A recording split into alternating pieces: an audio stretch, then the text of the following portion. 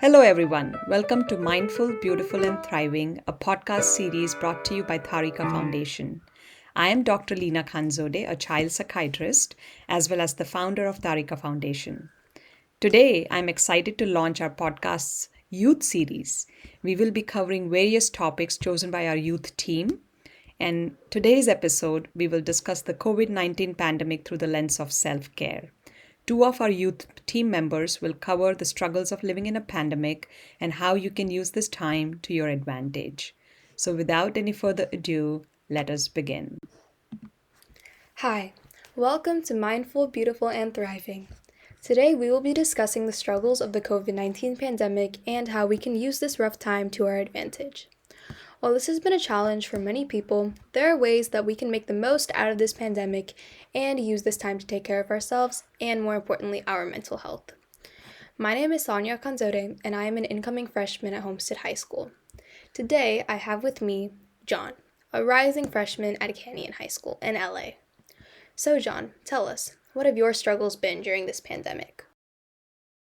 One struggle I have faced is that I have not been able to connect with my friends a lot. The only people I've been talking with are my family, but even they have work. What are some struggles you are having, Sonia? I think some of my struggles have been not being able to interact with people the same and just having all of my activities and extracurriculars online. Many of the things I was looking forward to this summer were canceled because of the pandemic. I think for me and a lot of others, staying home the whole summer was just not the plan. I have been more anxious about what the future brings because we're facing super uncertain times and we don't really know what's going to happen next or when we're going to go back to our regular lives. So now that we've both kind of shared the negative aspects of this pandemic, let us talk about the good things. So, what are some good things that you have noticed taking place in your life over these last few months? Well, now I get to spend more time on myself than I did before. Before I had school, work, and extracurriculars, but now I find so much more time to relax. Staying at home has made me a lot more aware of the world around me and aware of myself. I feel a lot more open to things. The quarantine has a lot more advantages than you would think at first thought. How do you feel about it? I honestly think it's really difficult to see the good things that this pandemic has brought, especially because of all the fear centered around it. However, I do believe that it has brought me closer with my family and given me more time to focus on self improvement. Staying at home has kind of allowed me to just slow down and take some time for myself, which has been really great because I usually don't get to do that with my very busy schedule. In addition, this pandemic is also giving the environment a really well needed break, so I'm also very grateful for that. Okay, so now we've discussed the good and the bad. So it's time to discuss how we can better ourselves and make the best of this time we have to spend in quarantine. Of course. Self improvement and self care are two things we can do to focus on ourselves. We are constantly worrying about others and work that we never get enough time to ourselves. So if you ever wanted to pick up a new hobby, this is the perfect opportunity right now. And I spent a lot of my time focusing on playing the piano, and I really developed my skills. So there's a lot more things that you can do to better yourself that will make you love yourself more. Self care is something most busy people don't even have time for. Now you have so much time to just relax and get rid of any stress or anxiety that you might have. So, John, on that note, what does self care mean to you, and what are some things that we can do in order to take care of ourselves? To me, self care means taking time to focus on yourself. Trying new things and improving things that can help you in life is self care. In our daily lives, you used to spend so much time focusing on other things that you forget about yourself. But remember, you are always the most important thing in your own life. Anything to add on to that? Yeah, I completely agree with what you said. I believe that self care is simply just doing what makes you happy and focusing on yourself.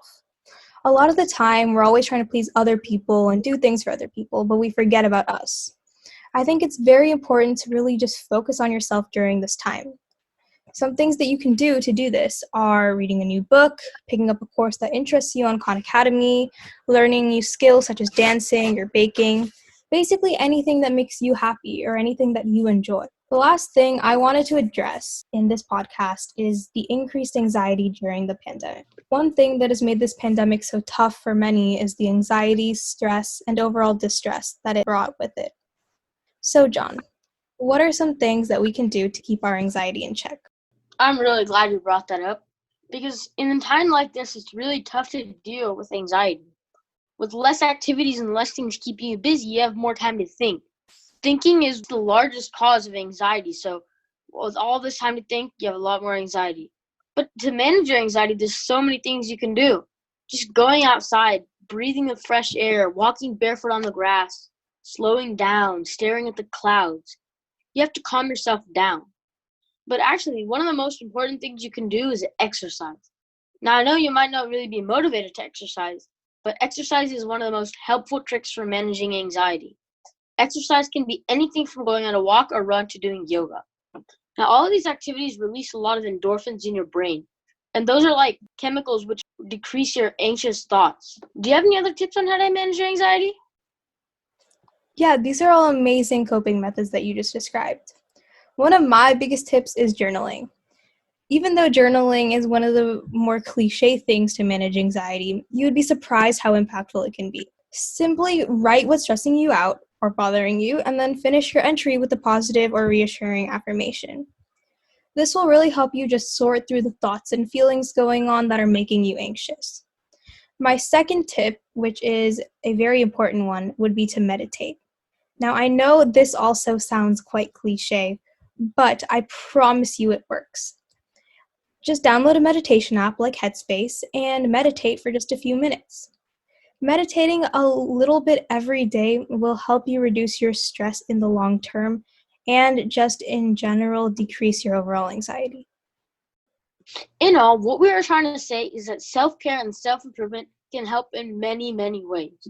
You need to be aware of how you're feeling mentally just as much as you are feeling physically. We can become much better people by improving ourselves and finding new things. Thank you for listening. You are listening to Mindful, Beautiful, and Thriving, a podcast series by Taarika Foundation. As part of our youth series, we will be releasing new episodes every Friday, so make sure to continue to check those out. We hope you enjoyed this podcast, and thank you so much for listening.